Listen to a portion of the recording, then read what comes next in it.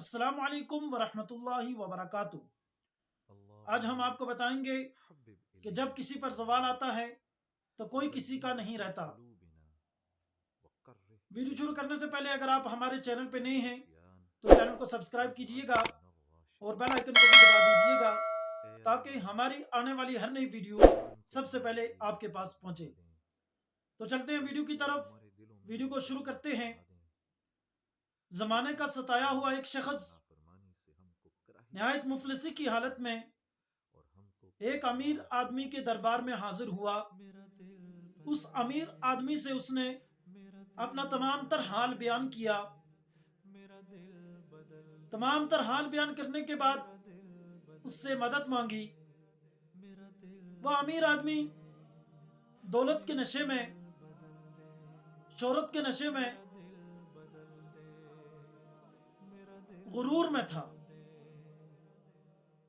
اس نے اس مفلس کو بہت ڈانٹا، بہت برا بھلا کہا اور اپنے ملازمین سے کہا کہ اسے دھکے مار کے گھر سے باہر نکال دیں۔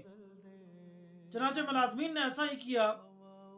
اس مفلس آدمی کو اس امیر آدمی کی بد اخلاقی کا بہت برا لگا۔ وہ وہاں سے چلا گیا۔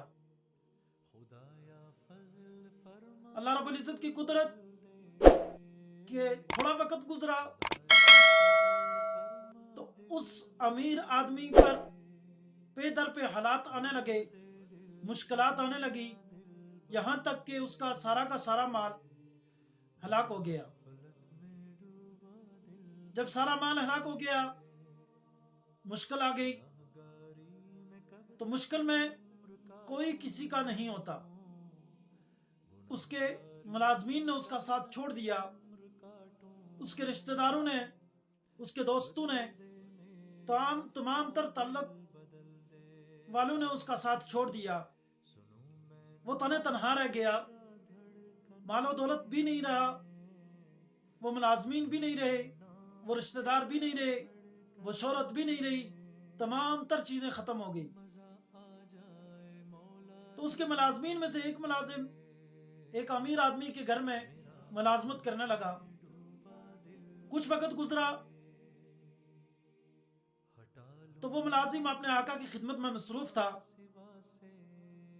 دروازے پر ایک فقیر کی آواز سنی۔ مالک نے کہا کہ جاؤ دیکھو کون ہے، اس کو کھانا کھلاؤ، اس کی حاجات کو پورا کرو۔ وہ ملازم کھانا اٹھائے نکل گیا۔ جب وہ واپس آیا تو نہایت پریشانی کی حالت میں، غم کی حالت میں، آنکھوں سے آنسو جاری، جس طرح کہ بہت بڑا غم لاحق ہوا ہے اس کو۔ اس امیر آدمی نے اس سے پوچھا کہ تجھے کیا غم لاحق ہوا ہے جس کی وجہ سے تیری آنکھوں میں آنسو آ گئے، تو اتنا پریشان ہو گیا، کیا وجہ ہے اس کی؟ اس نے کہا کہ باہر جو فقیر آدمی آیا ہے، کسی زمانے میں یہ بہت امیر ہوا کرتا تھا، اس کے پاس مال و دولت تھی، شہرت تھی، میں اس کے غلاموں میں شامل تھا، تو آج اس کی یہ حالت دیکھ کر مجھ سے برداشت نہیں ہوا اور میری آنکھوں میں آنسو آ گئے۔ اس امیر آدمی نے کہا تو نے اس کو تو پہچان لیا، کیا تو نے مجھے بھی پہچانا ہے؟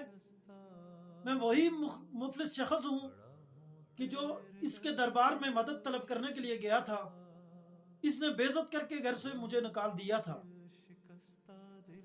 چنانچہ اللہ رب العزت نے اس کو مال و دولت دی، عزت دی، شہرت دی، لیکن یہ فرعون بن گیا۔